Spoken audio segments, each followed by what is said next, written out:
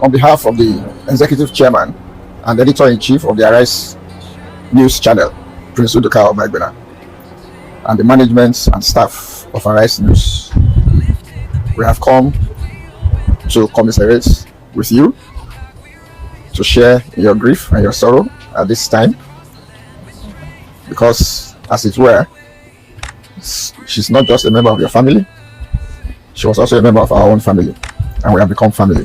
Today, we remember a bright rising star lost too soon. Somtochukwu Christelle Sommie Madagu, a lawyer, a journalist, and an advocate. At just 29 years old, she was tragically killed in an attack in her home. In this video, we trace her life, her work, and the lingering questions about her death. Hi guys, and welcome back to OPAG News TV. Somtochukwu Christelle Madagu was born on 26th December 1995. Though her family roots trace back to Anambra State in southern Nigeria, she was reportedly born in London and spent formative years of her life in Port Harcourt, Rivers State, Nigeria. Her educational journey led her into the legal field. According to public available profiles, she studied law in the UK, returned to Nigeria for the mandatory NYSC, then later did legal work in Nigeria, legal executive roles, junior counsels, and etc. She was also involved in modeling and pageants. In 2023, she participated in the Miss Tourism Nigeria pageant and was either winner or runner-up. Some sources say she was the first runner-up.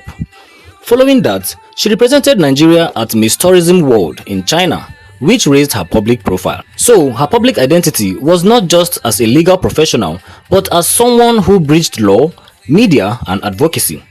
After her pageant successes, Sommie pivoted into media and social advocacy. Her legal background gave her a strong foundation to cover issues of justice, women's rights, and governance. By 2024, she joined Arise News TV in Abuja as a news anchor, a reporter, and producer. At Arise, her work often highlighted legal issues, gender-based violence, and the struggles of marginalized groups. She has a reputation for being eloquent, poised, and passionate. Many paid tribute to her professionalism and warm on-air presence. Some specific reportage roles: she covered the submission of a memorandum for the Reserved Seats for Women Bill in September 2025, linking her media work to political and policy advocacy. Prior to her media role, she also worked in legal executive roles, including the International Dispute Resolution Institute (IDRI), and as a junior counsel in a private law firm.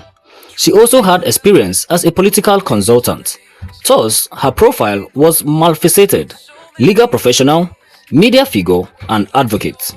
On 29 September 2025, in the early hours of the morning, the news broke that Sommie had been killed in an armed robbery attack at her residence in the Kantampe area of Abuja.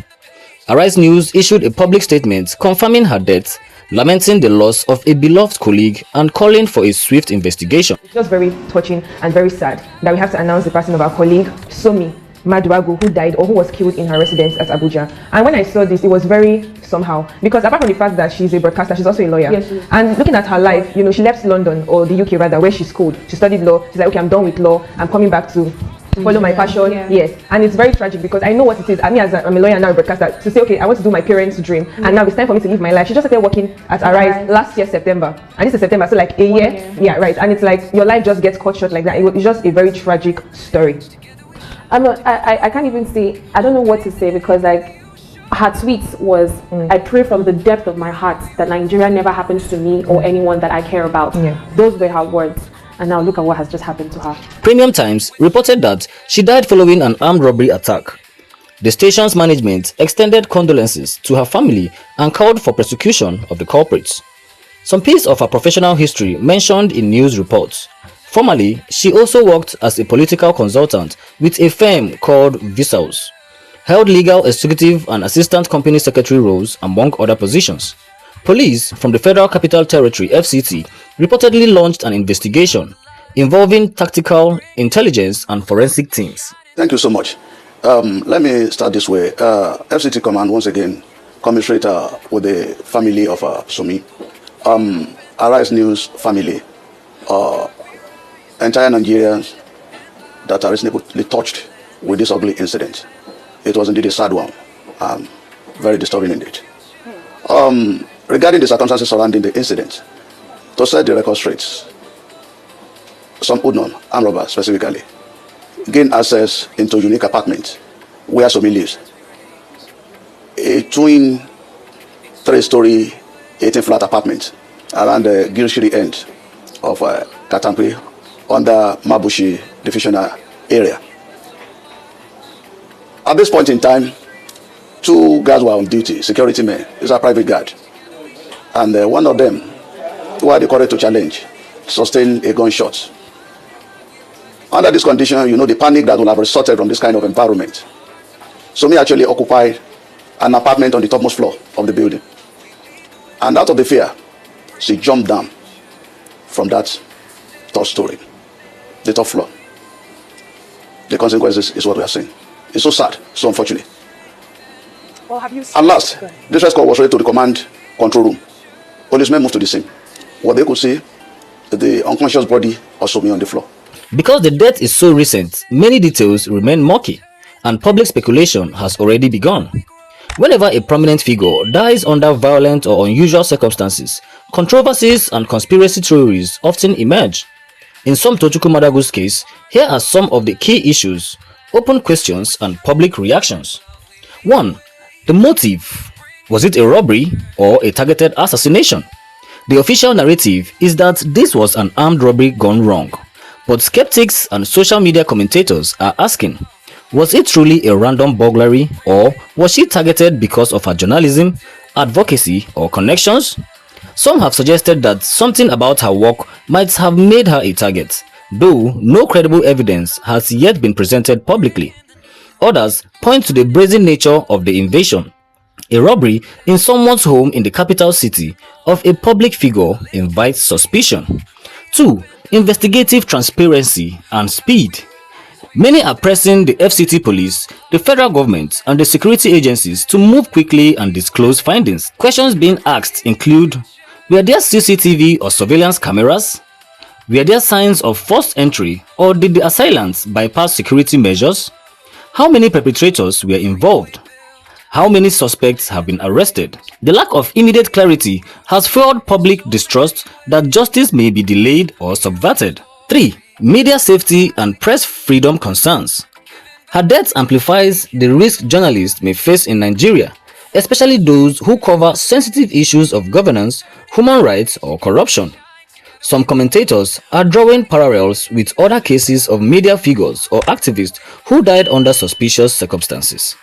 Advocates are calling for better protection mechanisms, more rigorous investigative journalism standards, and stronger state accountability. 4. Conspiracy theories and misinformation. On social media, some users claim she was assassinated for speaking out or that the robbery story is a cover-up. Others speculate involvement of powerful interests or inside collusion.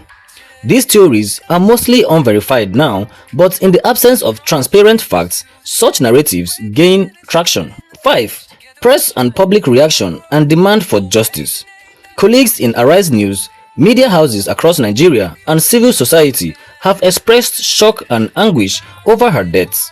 The president, Bola Tinubu, has been reported to have ordered security agencies to probe the matter swiftly. Many in media circles see this as a test case. The response and outcome may signal how protected or unprotected journalists are in Nigeria. Because she was both visible and active in advocacy, her death has become more than a person tragedy. It's a moment of national conversation on safety, press freedom, and governance. Even in death, Sommie Tochukwu Christella Madagu left behind a legacy. She showed that young professionals could bridge law, media, and social impact. She used her platform to highlight gender violence, inequality, and policy issues. Her sudden death has rallied many to call for better protections for journalists. Her voice, now silenced, has become a rallying cry for justice. When you search social media, you will find tributes such as "Rest in peace, Sommie," "May they find justice," and "We miss your voice." If you found this useful, kindly give this video a big thumbs up, hit the share button, and drop your comments in the comment section. What actually went wrong in the demise of Sommie Tochukwu? Do hit the subscribe button if you're joining us for the first time, and don't forget to turn on your notifications for more trending videos.